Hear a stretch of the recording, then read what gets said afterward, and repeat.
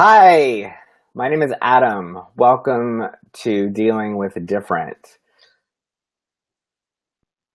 How you doing?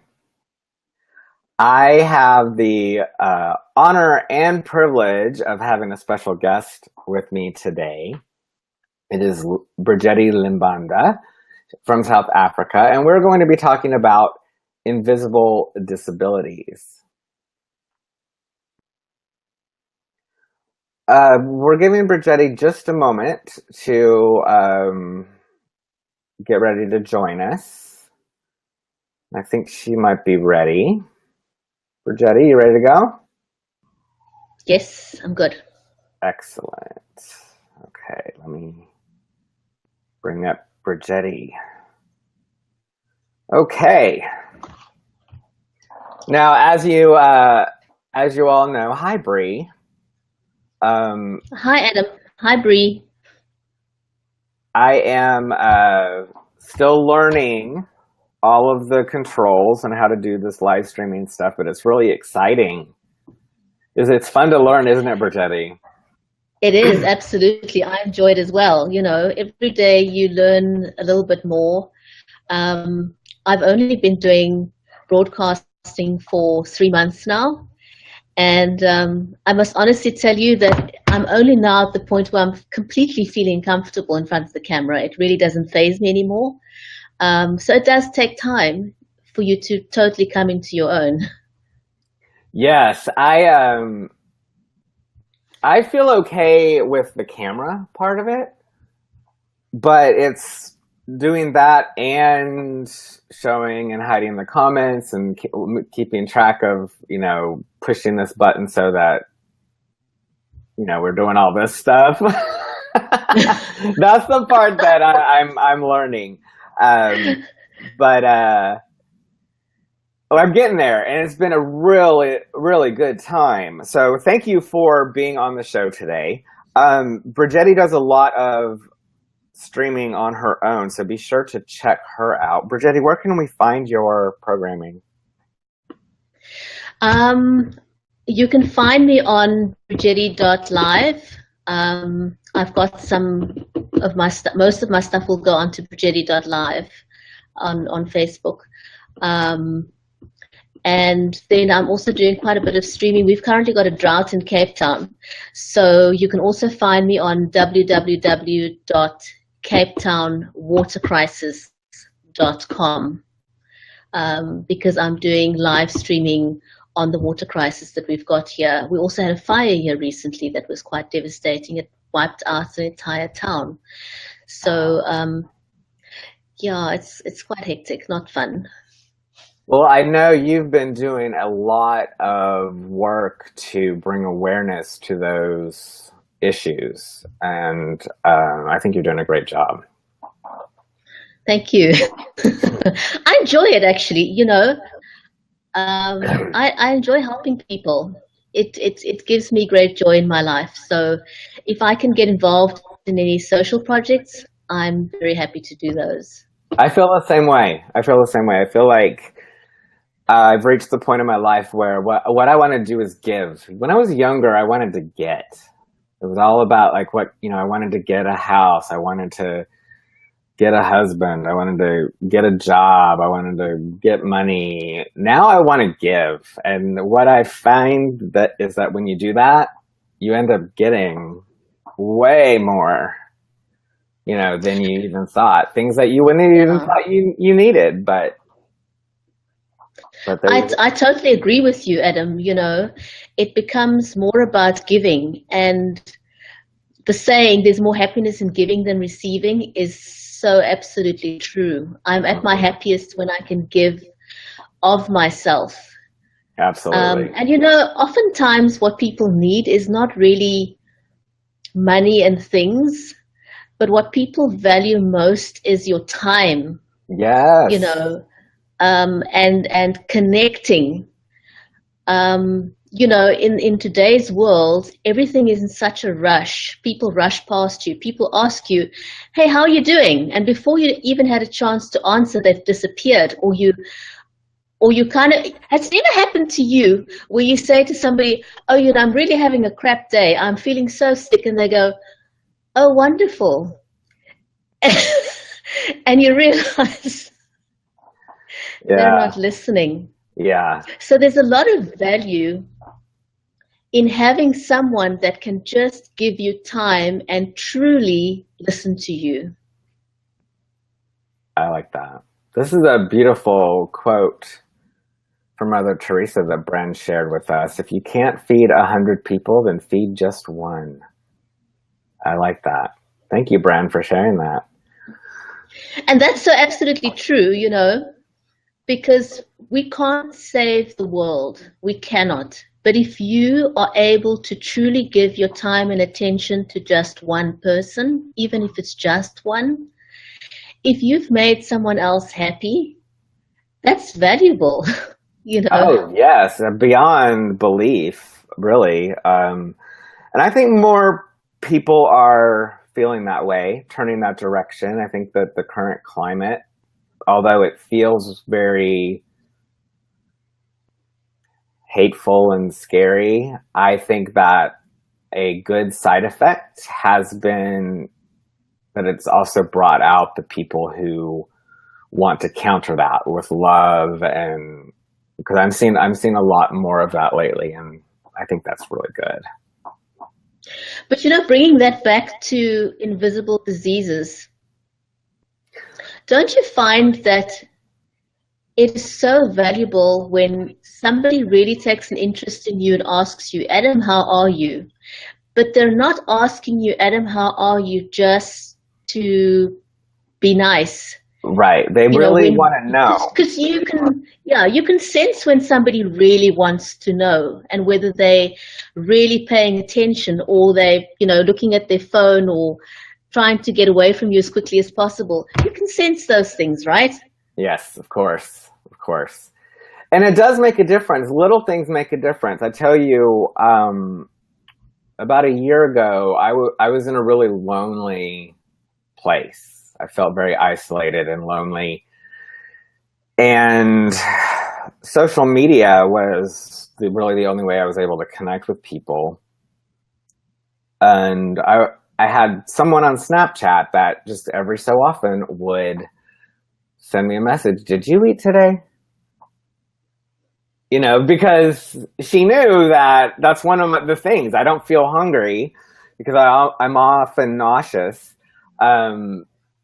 So she just would check on me, and that makes a big difference because I'm thinking, wow, you know, she cares enough not only to remember that that's an issue of mine, but to reach out and do something about it. And it really made my day, and it helped me during that time. And I don't even know if she knows how much it helped me, but it's an easy way to just, you know, reach out, and because we don't know what other people are going through.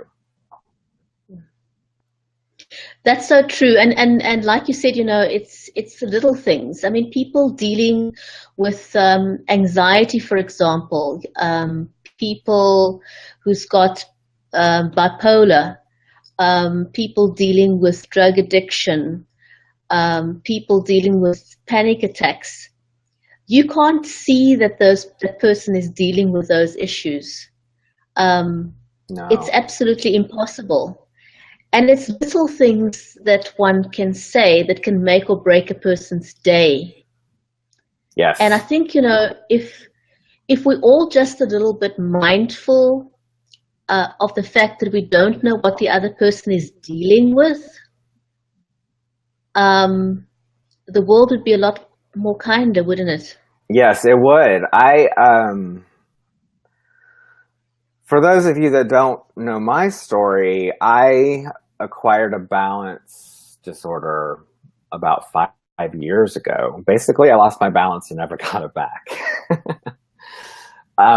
And it was at that time, before that happened, I had done a lot of work in the area of people with disabilities and diversity and inclusion. Because I also have HIV. I've been living with HIV for 18 years, and that's not a problem for me. I'm well uh, treated for that. I have the proper medication. But that's an invisible disease, and one with a lot of stigma attached to it as well. So, that's when I began to realize that, when you're in a situation like at work and I have to go to the doctor every month, people start to wonder, like, oh, why are you going to the doctor every month? Right? And then they jump to conclusions about your ability to then do your job. So just be cautious of that, people. I think that's a big one, for people who are part of the corporate world. The stigma that's attached to invisible diseases simply because people don't know, and they jump to conclusions. And before you know it, there's office gossip going around about you. Yeah, And it'll just make the situation a whole lot worse. absolutely. We were talking before, Bridgetti, when we were first getting to know each other. We were talking about chronic canceling. Do you remember that? I do. That's me. I often tell people that I can't make plans, and they find that hard to understand, because I can make an arrangement to meet up with somebody, but I really don't know how I'm going to feel until the day arrives, because during the course of my day, I have cycles of how I feel and how my pain affects me. And the times when I do go out, sometimes people may not realize it because they can't see it, but I'm pushing myself. Because there's also this perception somehow, I don't know if you've come across it, people somehow feel that if you're having invisible disease and you're saying, well, I have to cancel on you, but tonight you feel okay, and you go out somewhere and they say, she canceled my appointment this afternoon, but she's at the Yeah, movies. I wonder right. how that works. Yes, I have encountered that. Because my state of how I feel can change in a matter of minutes. So I've had to cancel at the last minute, which I hate to do. And I'm a chronic canceler as well. Part of that is social anxiety, and I've been working on that. But part of it is this balance disorder, makes me feel seasick. And sometimes I just am not up for going out to do anything. But I've lost friendships that way. Oh yeah, I can relate,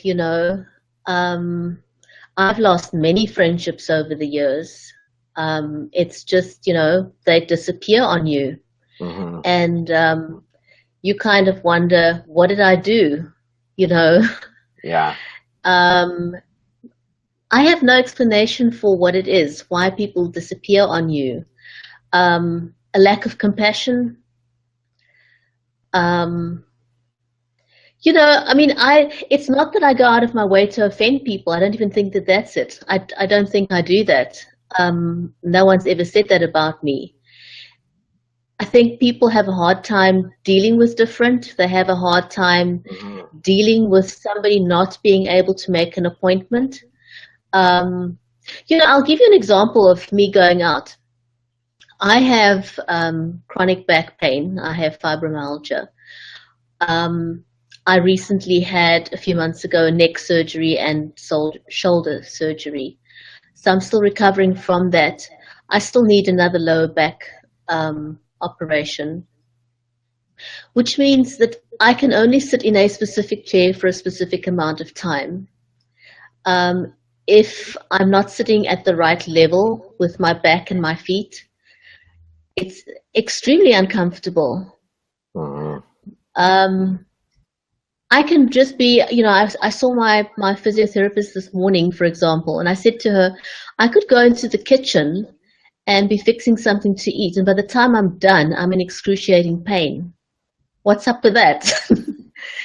It's not that I've done a lot. I didn't do physical work. I was just preparing something to eat, and by the time I'm done, Mhm. my back's sore. That can happen. Happens to me just after, like, if I have to read something, my brain just gets really tired really easily. And so I have to pace myself with things like that. And, things like going to the movies, I can't do that very often. I mean, every once in a while I'll try it, but imagine I'm dizzy in the first place. There's this giant, you know, it's tough. Well, I didn't go to the movies for many, many years because I couldn't handle the seating in the movie houses. Yeah. Because what happens is that the seat leans back slightly, and then your legs are angled up, And it puts and pressure. yeah, I can't deal with that angle of sitting. So I stopped going to the movies for many, many years, and then they got the prestige cinemas, which had the nice big comfy seats. And I can do that, but I can only do that if I take my shoes off, curl my feet up on the chair, and really try and make myself comfortable, you know. Yeah. Yeah. Um, that's the only way I can go to see a movie. If I go out anywhere, if I go to a restaurant, not all restaurants have comfortable seats. You know, No, it's most true. of them have got hard, uncomfortable seats. Not all of them have got pillows. So now when I go out, I will take my own cushion with me the few times that I do. Um, and I mean, it's great going out. Let's face it, who doesn't want to go out for a cup of coffee? But if halfway through your cup of coffee, your back starts aching and I literally will start doing this. Yeah, And you then I can should. see the person's with me starts feeling uncomfortable because I'm wriggling, Yes. and I'm not comfortable. So it's things like that makes life unpleasant. Do you have any suggestions for what people can do to make it easier for people who have invisible disabilities? I think compassion is one, just understanding that when the person cancels on you, it's not because they enjoy canceling on you, and that it's beyond their control if they cancel. Um, and sometimes, you need tasks with little things. Um, I don't enjoy shopping. It's something you take for granted. Hmm. You push your shopping cart. My typical experience now, when I do go out, if I don't do online shopping, is I will get out of the car, I will look for the nearest trolley or shopping cart so that I can lean on the thing and just take the weight off my back, Yeah. you know. Yeah. Um, and then just the process of taking things off the shelf, loading them into a shopping cart, um, can be difficult for me. I'm sure it's exhausting. So shopping's not exactly something that I enjoy. I don't like going to shopping malls.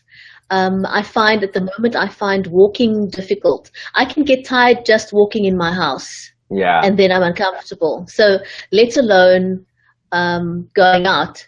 I also have balance issues, so I have issues with my hearing as well.